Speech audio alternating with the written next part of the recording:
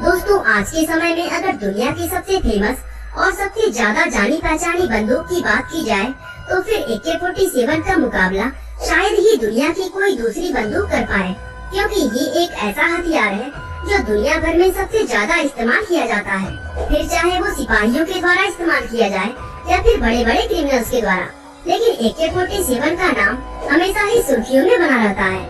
दोस्तों, शायद ही किसी को पता होगा कि इस जबरदस्त हथियार का जन्म आखिर इस दुनिया में किस तरह से हुआ था। हम आपको AK-47 के जन्म से लेकर इसके दुनिया के सबसे प्रसिद्ध असॉल्ट राइफल बनने तक के सफर की पूरी कहानी बताएंगे।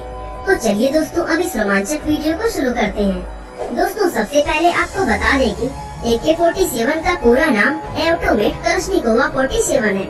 इस वर्ल्ड फेमस असॉल्ट राइफल को सन 1946 से 1948 के बीच रूस के एक प्रसिद्ध मिलिट्री इंजीनियर मिखाइल कलशनिकोव ने बनाया था। दोस्तों, ये अपने आप में एक कमाल की बात है कि इतना समय बीत जाने के बाद भी इस राइफल की लोकप्रियता में कोई कमी नहीं आई है। दरअसल जिस समय वर्ल्ड वॉर 2 खत्म हुआ था, उस समय सोवियत यूनियन के अंदर जश्न मनाया जा रहा था, क्योंकि सभी लोगों को खुशी थी कि लंबे समय से चल रहा ये युद्ध आखिरकार खत्म हो गया है। लेकिन दोस्तों, जहां एक तरफ कुछ लोग जश्न मना रहे थे, वहीं दूसरी तरफ कुछ लोगों को आने वाले भविष्य की चिंता भी सता रही थी। उस समय सोवियत यूनियन सरकार ने लोगों को भरोसा दिलाया कि अब कोई भी विदेशी पावर रूस की सरजमी पर कदम नहीं रख पाएगी, और इस वादे को पूरा करते हुए सोवियत यूनियन ने अपनी डिफेंस इंडस्ट्री में इन्वेस्ट की रकम काफी ज्यादा बढ़ा दी। दरअसल इस युद्ध में सिर्फ सोवियत यूनियन ही नहीं, बल्कि दूसरे देशों ने भी बोल्ट राइफल की कमियों पर गौर किया था। दोस्तों, रूस के द्वारा इस्तेमाल की जाने वाली मोसिन नागंड बोल्ट राइफल निशाना लगाने में बेहद शानदार थी, लेकिन इसमें कमी ये थी कि एक तो इसका फायर रेट बेहद कम था, और दूसरा इसके साथ ज्यादा गोलियां लेकर चलना भी पॉसिबल नहीं था।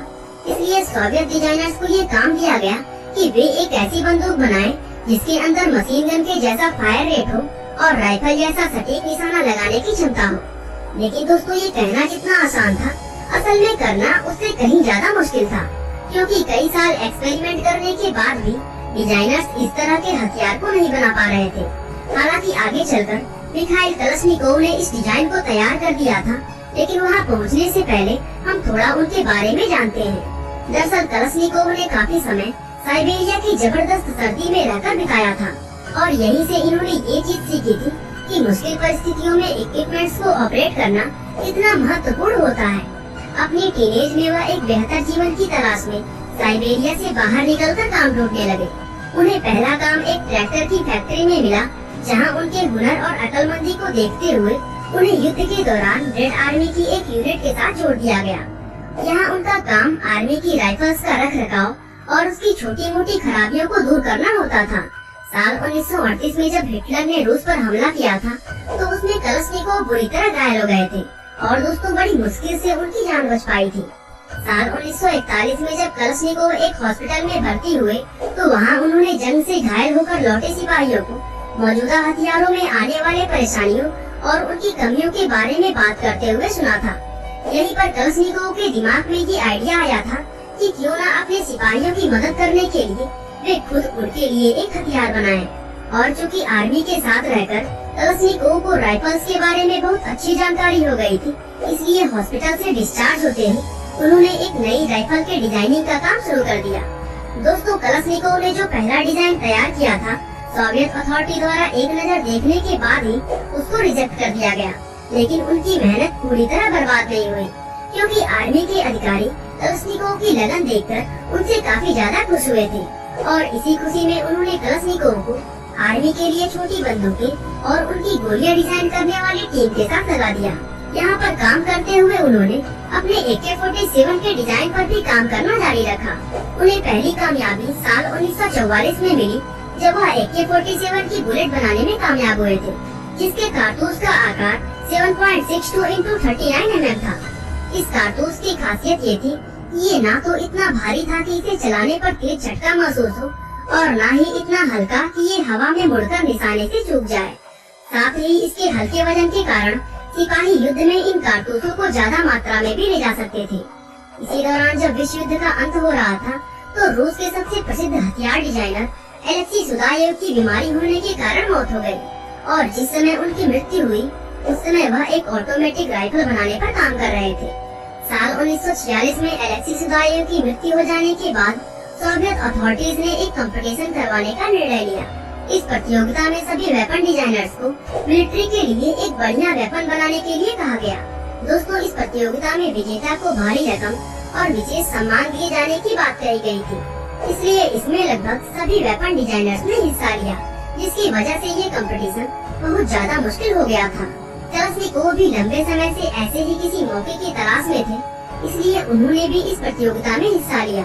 शुरुआत में जब कलशनिकोव ने AK-47 डिजाइन करने की कोशिश की थी, तब वह बिल्कुल अकेले थे और उन्हें डिजाइनिंग का कोई अनुभव भी नहीं था। लेकिन इस बार उनके साथ पूरी टीम इस काम में लगी हुई थी और अब खुद कलशनिकोव को भी डिजाइनिंग का काफी अनुभव हो चुका था। दोस्तों, इस प्रतियोगिता में बहुत ज्यादा लोग हिस्सा ले चुके थे, इसलिए यह कंपटीशन कई चरणों में की गई। हर चरण में पार्टिसिपेंट का डिजाइन किया गया वेपन एक ट्रायल से गुजरता था और जिस भी डिजाइनर का वेपन इस ट्रायल में फेल हो जाता, वो कंपटीशन से बाहर कर दिया जाता। इस तरह दोस्तों, कलशनिकोव अपनी AK-47 के साथ प्रतियोगिता के एक चरण में आगे बढ़ते रहे। इस दौरान उन्होंने इसके डिजाइन में बहुत से बड़े बड़े बदलाव भी किए। इस नए बदलाव के साथ AK-47 इतनी एडवांस हो चुकी थी कि उसके सामने सभी दूसरे डिजाइन फेल हो गए। आखिरकार लगभग 2 साल तक चले इस लंबे कंपटीशन में कलशनिकोव के डिजाइन की जीत हुई और साल 1948 में सोवियत आर्मी के लिए इसका बड़े पैमाने पर उत्पादन शुरू कर दिया गया। इस तरह दोस्तों, वर्ल्ड फेमस AK-47 इस दुनिया में जन्म लिया। लेकिन दुनिया की सबसे प्रसिद्ध असॉल्ट राइफल बनने के लिए अभी इसको एक लंबा सफर तय करना था। दोस्तों, इस सफर की शुरुआत साल 1947 में हुए कोल्ड वॉर से हो चुकी थी, क्योंकि कोल्ड वॉर में सिर्फ न्यूक्लियर वेपन और टैंक जैसे बड़े बड़े हथियारों की ही जरूरत नहीं थी, बल्कि इसमें जमीन पर चलने वाले सिपाहियों के लिए छोटे छोटे बंदूकों की भी जरूरत थी। और कलशनिकोव की AK-47 आर्मी की इस जरूरत पर बिल्कुल खरी उतर रही थी। क्योंकि सोवियत यूनियन को कम्युनिज्म का स्टैंडर्ड बेरर माना जाता था, इसलिए साल 1944 के अंत तक और साल 1950 की शुरुआत में सोवियत यूनियन ने कम्युनिज्म को सपोर्ट करने वाले अपने मित्र देशों को AK-47 सप्लाई करना शुरू कर दिया था। ऐसा करने से सोवियत यूनियन को 2 बड़े फायदे हुए।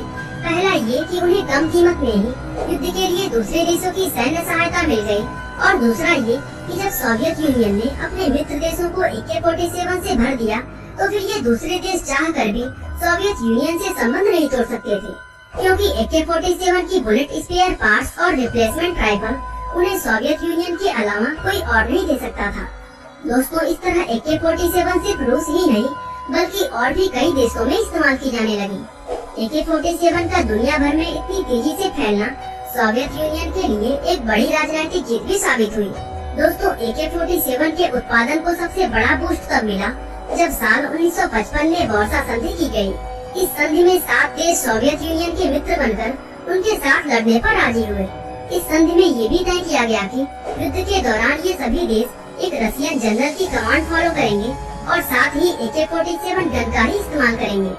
लेकिन दोस्तों, इतने सारे देशों के लिए अकेले गन बनाना सोवियत यूनियन के बस की बात नहीं थी, इसलिए इन सभी देशों को भी AK-47 बनाने का लाइसेंस दे दिया गया और फिर कुछ ही समय में AK-47 दुनिया की सबसे ज्यादा प्रसिद्ध और सबसे ज्यादा इस्तेमाल किया जाने वाला असॉल्ट राइफल बन गया। दोस्तों, ये तो बात हुई AK-47 के जन्म के बारे में। इसके अलावा अगर आप इतिहास के 10 सबसे खतरनाक स्नाइपर्स के बारे में जानना चाहते हैं जिनका मुकाबला आज तक कोई नहीं कर पाया, तो डिस्क्रिप्शन में दिए गए लिंक से इस वीडियो को देख सकते हैं। बाकी आज के लिए बस इतना ही। वीडियो अच्छा लगा तो लाइक, शेयर और सब्सक्राइब करना बिल्कुल ना भूलें।